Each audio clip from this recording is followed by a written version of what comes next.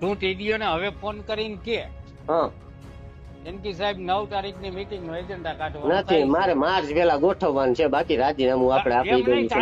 ઈ સમજાતું ને તો તું રાજીનામું દઈ દે, ના માંગતો કોઈનું એમ. કાંઈ વાંધો નથી. તને હું વાંધો એપ્રિલ માં તારા હાટું કરું છું, સમજતો જ નથી તું. તો હું કહું તો એમાં હું વાંધો? સારું, તમે કયો એ રીતના આયોજન કરો. મારી વાત સાંભળ, તને માર્ચમાં હું કામ એટલો બધો ઇન્ટરેસ્ટ છે માર્ચમાં ગોઠવણી? અરે માર્ચ પેલા ગોઠવીએ તો હું વાંધો? તમે કયો એમ ગોઠવી દઉં છું, તો તમે ને હું વાંધો? મને નહીં વાંધો. આ વિનુભાઈ ચિરાગ કે એમ જ આપણે કરવાનું છે દર વખતે, ને કેજો મોઢે. મારી વાત સાંભળ, હું અટાણથી ભાઈ હવે તારે જે કરવું ઈ કર લે. રેડી? ભલે ભલે, કોઈ વાંધો નહીં. હાલો હા અરવિંદભાઈ, હવે જિલ્લા ભાજપના પ્રમુખ ચંદુભાઈ છે નો ફોન આવ્યો. હા કે બધા સાથે રહી અને આયોજન કરો, જિલ્લા પંચાયતના સભ્ય બે હોવા જોઈએ ને બધું એ રીતના આયોજન કરો. જો એ તો નિયમમાં હોય જ. હા સમજી ગયો. 2 જિલ્લા પંચાયતના સભ્યો, ધારાસભ્ય, પ્રમુખ, ટીડીઓ ને પ્રાંત, એટલાની આ મીટિંગ હોય. પણ મારી ગેરહાજરીમાં હું વાંધો લઉં તો ધારાસભા ચાલુ હોય એટલે મીટિંગ ન થઈ શકે. એટલે મેં 29 તારીખનું કહું છું. મારે ખેંચ પડશે, હું સવારે 29 પૂગી કોરવાઈ. સમજી ગયો? પણ મારા વતી તમે એટલું મારું સાચવી દો ને. તને કહી દઉં, આયોજન હું તારું રાખીને કરી, પણ મારું ધાર્યું કરી, ઓલાવનું ધાર્યું નહીં થવા દઉં. હવે હરેશનું ધાર્યું નહીં થવા દઉં. આખી અવ્યવસ્થા ત્યાંથી. હરેશભાઈ ની કેવું વાત જ કરવું છે, એને જે કરવું હોય આપણે તો આપણું કેમ હચવાઈ જોવાનું છે ને.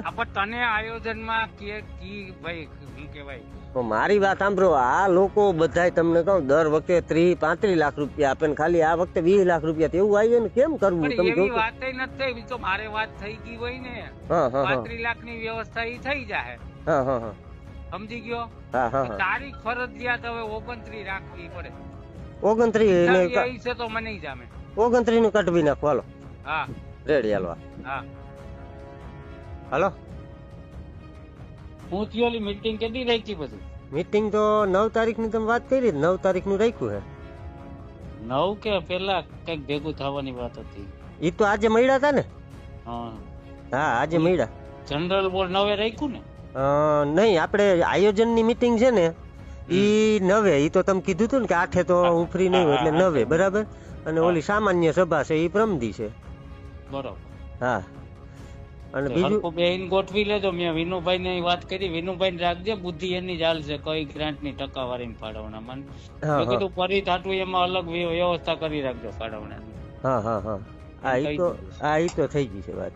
એ પૂછજે આને જ, બીજાને એટલી ખબર નહીં પડે. આને પર કમ્પ્લીટ ચિરાગ ને બે છે ને ગાઈડલાઈન પૂરી છે. હા, અને કાલ પાછું ઓલું શું કેવાય, કઈક વ્યાજના પૈસા આવ્યા છે 16 લાખ જેવું.